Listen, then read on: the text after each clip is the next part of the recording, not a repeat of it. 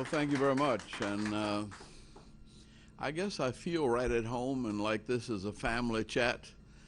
And all we need is a big fireplace and some pillows to throw on the floor and maybe a bottle of wine to pass around. And we could really relax and enjoy a rainy night in Harlem. Rainy night in Harlem is not like a rainy night in Georgia. This is a sprinkling rain. It floods when it rains in Georgia, it pours down like you're in a waterfall.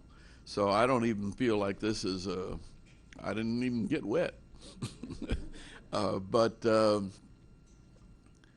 I'm here to talk with you a little bit about why I wrote this book. But it's part of a desire that I have to help people understand how we got where we are, why we didn't make it further, and what are the things that still stand before us. Now, if I'd sat down and written that out, I could have probably done a good job, but I've always had this tension between writing history and making history. And after the Civil Rights Movement, I got pulled right into the Congress and then right into the United Nations. And during the period when I was out of the United Nations and before I ran for mayor, and I didn't want to run for mayor, I did write a couple of books, one on the Civil Rights Movement, An Easy Burden. And people misquote that. They say no easy burden, and that's not what it is. It was an easy burden, because I could not have imagined how easy, with all of the struggles, my life was, and how things just happened that we didn't plan, but that, as my daughter says, you all were just some get-down brothers in the right place at the right time, and you managed to do the right thing. And I like that description, because I knew Martin Luther King between the time that he was about 26 and 39. I was, say, between 22 and now. And a lot has happened, and a lot has not happened. Now, if I had taken the time out to write books, I wouldn't have been able to keep on doing the things that I've been doing. And when I finished my term as mayor of Atlanta and finished the Olympics, the challenge for me was that we had raised $2.5 billion to put on the Olympics. We raised it privately. We didn't use government funds. And we saw to it that minority and female-owned companies got 41% of that money.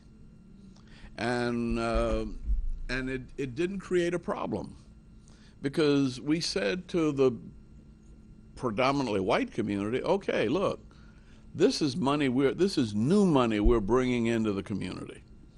And we want to see that it's fairly shared. We could not have gotten the Olympics if the African countries had not voted overwhelmingly for us in Atlanta.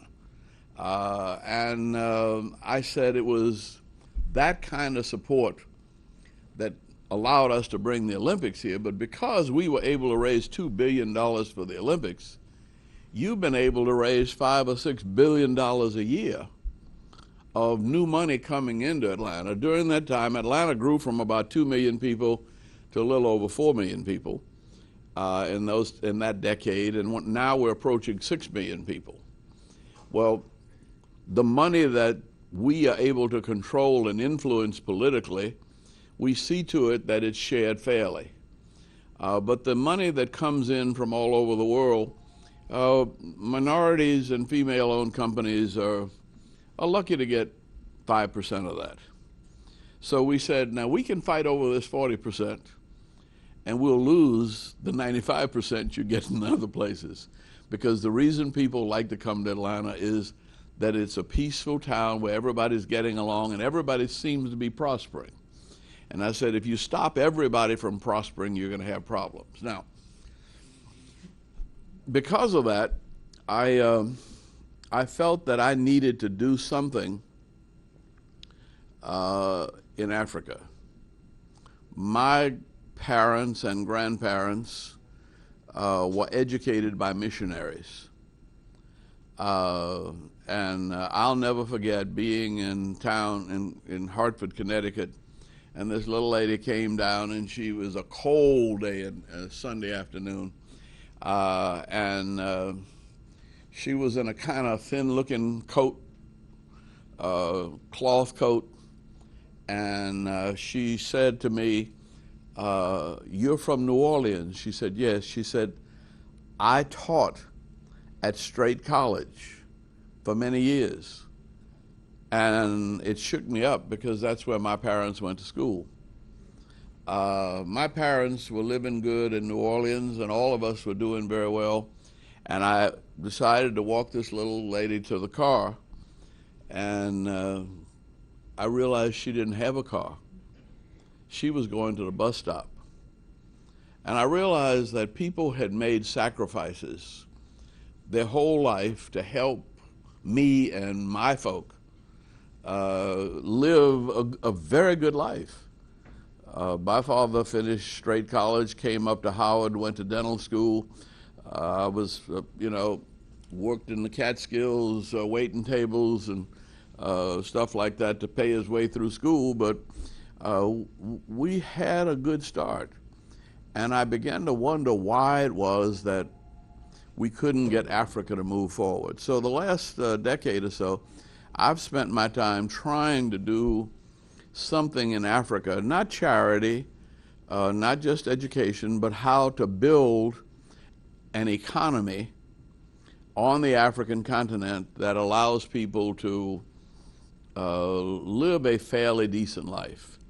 Now, in the process, we get into a lot of arguments about how this should be done.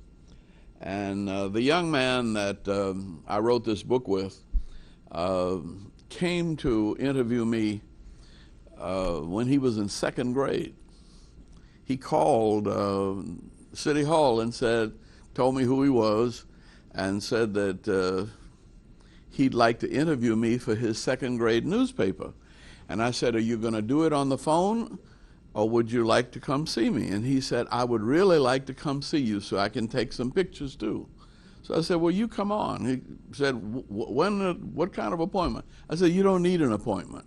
You just show up and you tell them that I told you to come down, and we'll work you in, and I'll stop what I'm doing." And that's how we got to be friends. Actually, that time I was mayor. Got to be elected mayor in 1982. But in 1977, when I came up here to the United Nations, it was the Indian ambassador, who had been a friend of Ralph Bunche and a friend of Gandhi, had known Gandhi as a boy, who kind of took me in, and it was this boy's father that set up a lunch between me and the Indian ambassador. And so the Indian ambassador had been around the United Nations for 20, 25 years. I was new. And he kind of mentored me and helped me figure out, when I got to the United Nations, the United States was not very popular. And I had to figure out how to get things done in what started out as a rather hostile atmosphere. And he was very helpful in telling me who to talk to, who really had influence in the United Nations. And actually, he was sort of my mentor there. And I got everything passed that I tried to get passed at the United Nations. I never had anything that I did vetoed by either the Russians or the Chinese or nobody else. And I had a very good time at the United Nations, in part because of that friendship and mentorship, not by my own government, but by, the Indian government. And one of the problems, I think, Ralph Bunche had died by the time I got there.